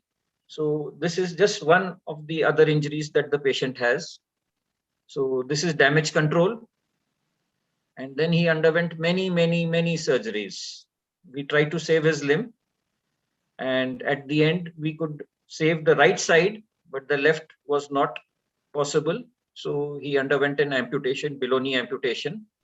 And this is him 4 years down the line, walking on an arthrodesed right lower limb and a below knee prosthetic stump on the left.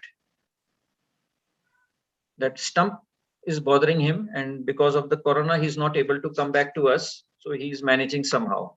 He's actively working. Sorry. Case number 3, a 49-year-old male, an open distal tibia fracture, 43C pattern. So these are the fragments we are talking about: a posterior fragment, an anterior lateral fragment. So it was an open injury, so we had to go through the open wound on the medial side. And We try to keep a skin bridge as wide as possible. It's not always possible, but the length of the incision should not be the concern. It is the soft tissue handling that is more important. And when in doubt, we apply shoestrings and apply a vac to reduce the edema. So again, lots of plates and metal. And this is him 2 years down the line.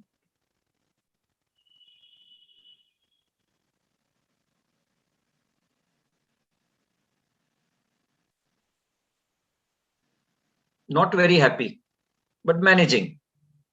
So this is a video cut short. He has a lot of story to tell after sending this video.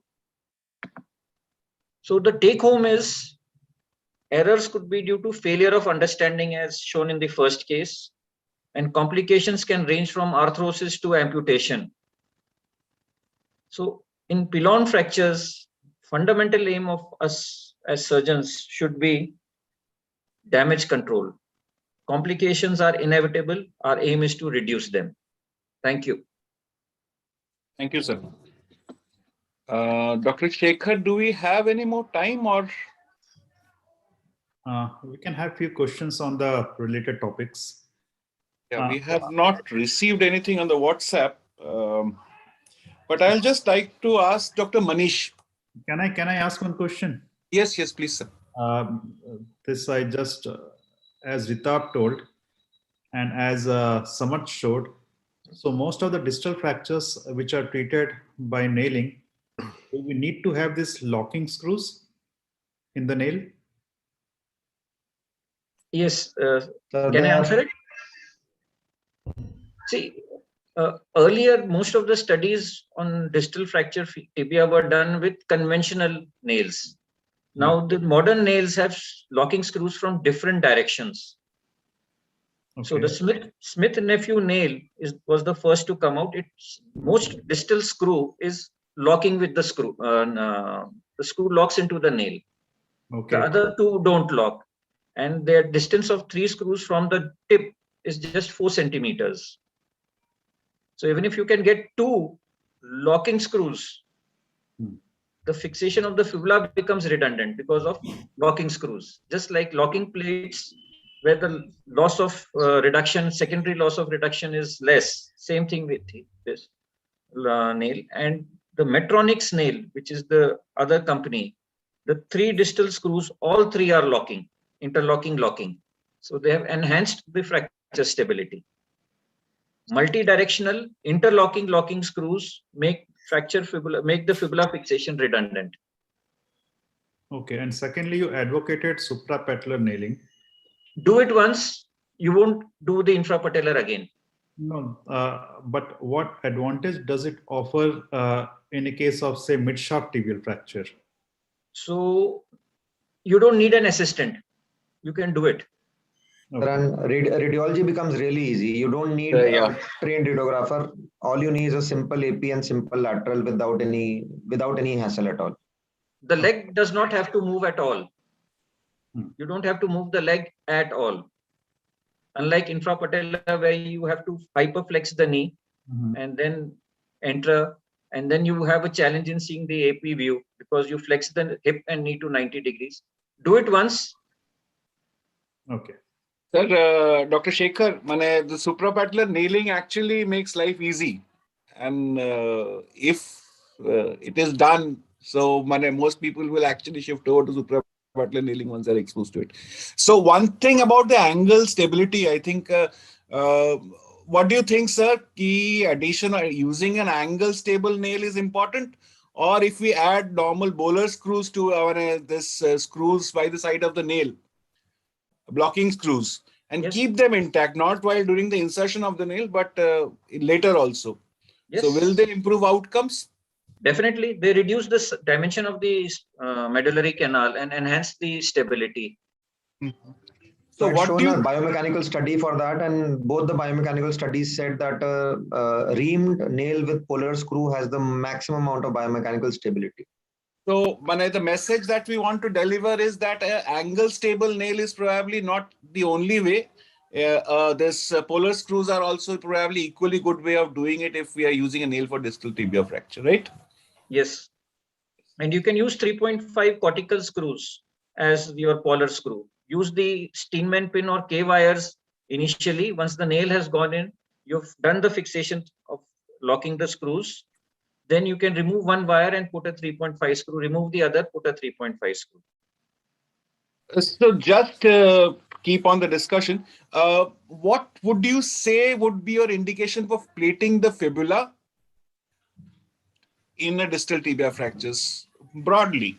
If the syndesmosis is normal, if there is no Tilloch's component or a caput components or a Workman's fragment present. So when will you plate the fibula? If syndesmosis is reasonably intact. Samarth?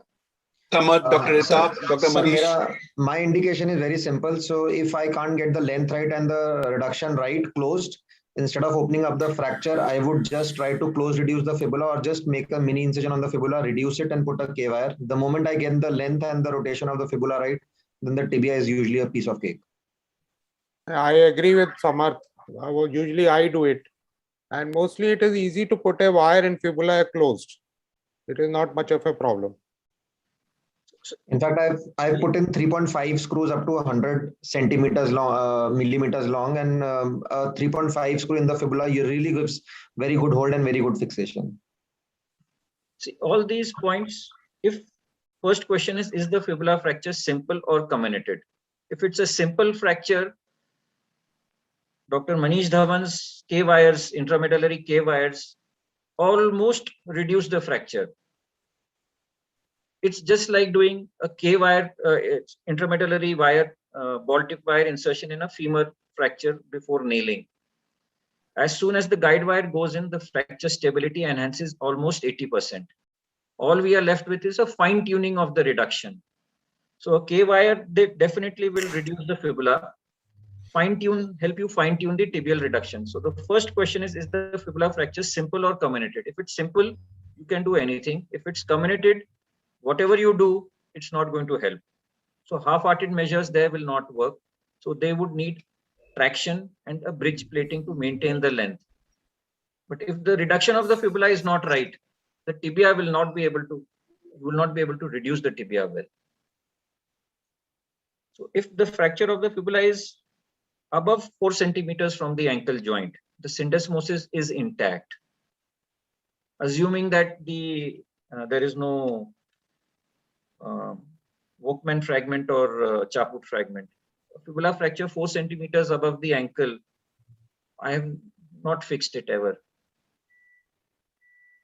Unless there's an open fracture and the fibula has to be debrided and it's open there, it's lying there, you can do something for it. Otherwise, don't bother troubling it. Use Manish Dhawan's K wire and reduce the geography there by 70-80%. But fixing a wire does not commit to rigid stability. So you can still manipulate the tibial components well. Actually, I basically try to reduce the pylon in a closed fashion with a joystick. So for me, it becomes very easy once I have aligned the fibula. So everything almost 80% falls in place, as Dr. Ritabh has told. Then I have to just take a thick K wire, align everything, and put a closed, cannulated screw. So for me, it really helps. But yes, you have to do internal fixation. Then, but I don't do internal fixation for external fixation for all pylon fractures. It depends, because you have to have a judicious use. See, if you know Ilizarov or external fixation, you get a strategic depth in management of trauma. You know that when you have to use a plate, when you have to use a nail, when you have to use an external fixator. And suppose you feel that, with internal fixation, it is not going to help you.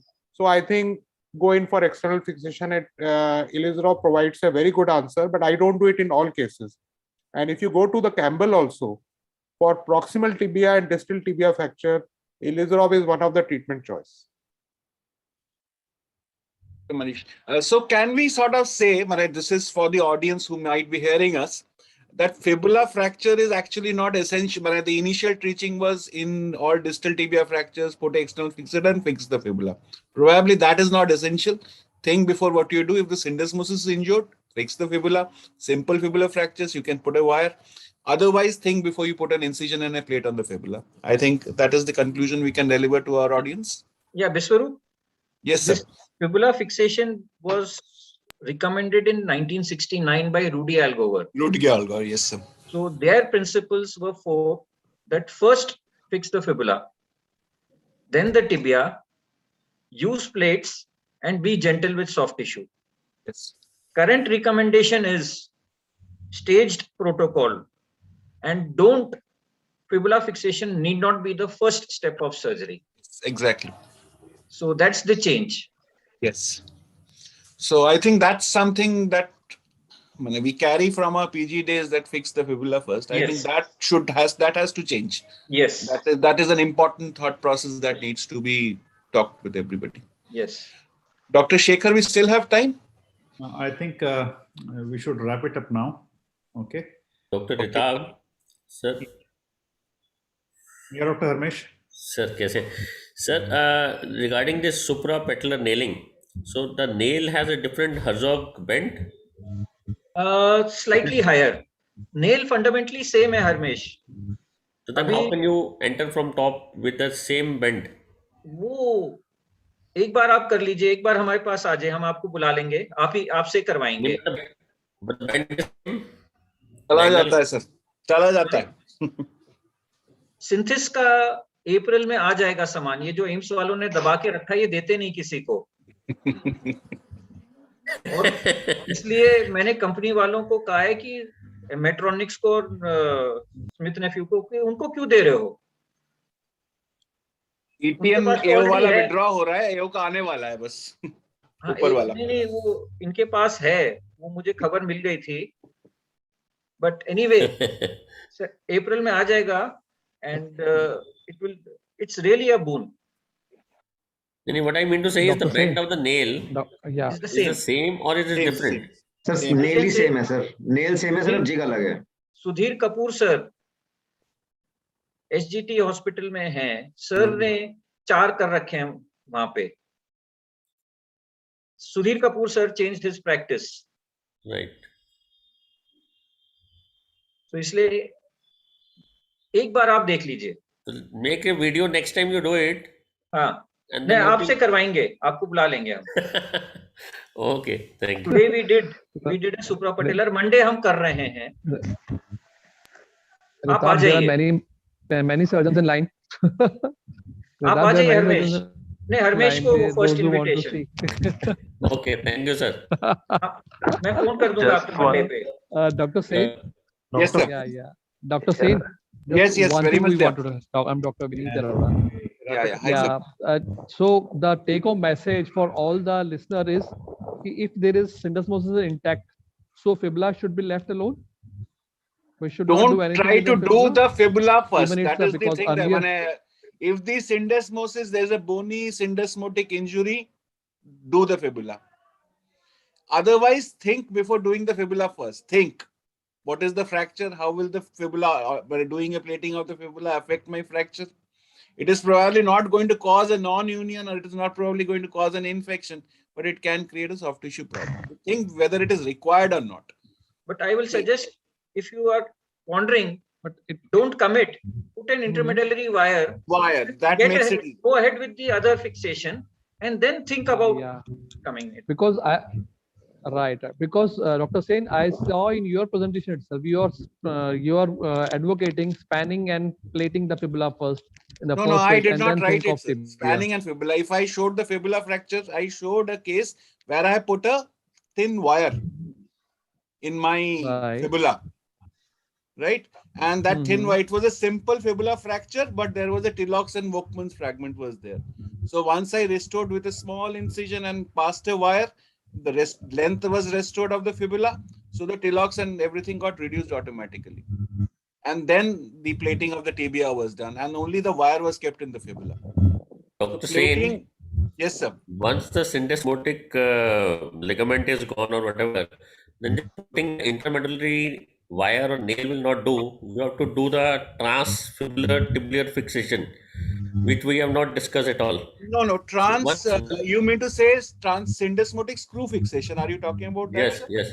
Yes. So, see, if the kind of injuries that we are dealing now in today's lectures are not the soft tissue injuries. We are talking about the avulsion of the ligament with the piece of. Doctor Sen sorry आप mute पे हो गए, आप mute पे हैं. Sorry, I'm sorry. Yeah. So Dr. Sen, Dr. Kapoor का question है कि what if the ligament has disrupted? So yes, it's a soft tissue disruption of the ligament we are talking about, right? Yes. Hello. Am I audible? Yes, you are audible. Yeah. So the screen share बंद कर देते हैं, उससे सारे speaker देख पाएंगे एक ही बारी में हम. I think that would be best.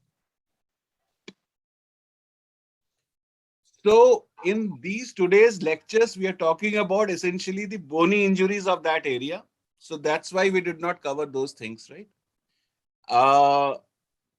It is a rare situation in which you will see that the syndesmosis is opened up, but the rest of the tibia is intact. So we are essentially talking about those fractures where the disruption of the ligament is bony in today's lecture. So that's why we did not go into discussion.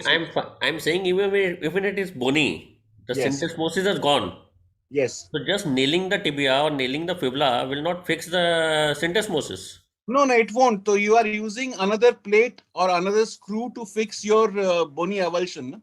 You are using an anti-lateral plate. So that comes the fragment, the anterior shaput fragment will come below the plate. If you use, I showed a posterolateral injury where the Volkmann fragment was fixed by a screw from behind separately. So you have to deal with the fracture, the length, restore the length, and then fix the fragment separately. Okay. Dr. Sen, can we wrap it up now? Yeah, I think it is almost, we are nearing 10 o'clock. We should start on time and also finish on time. Yeah.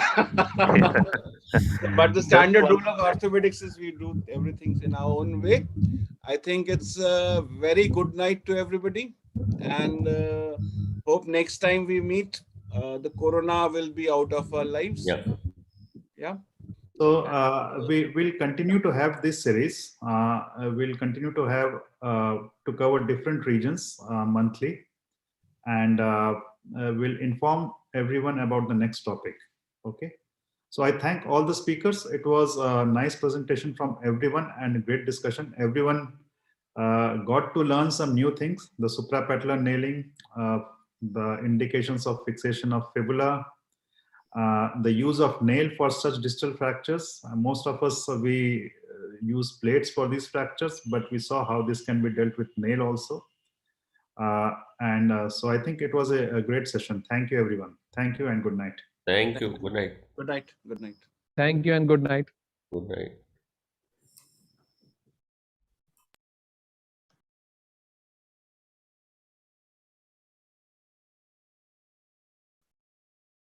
Great job, Sen.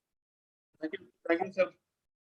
We used to have a informal discussion once the recording used to start, and congratulate each other and pep up the spirits. I think a very good initiative. We're just unlucky that everybody else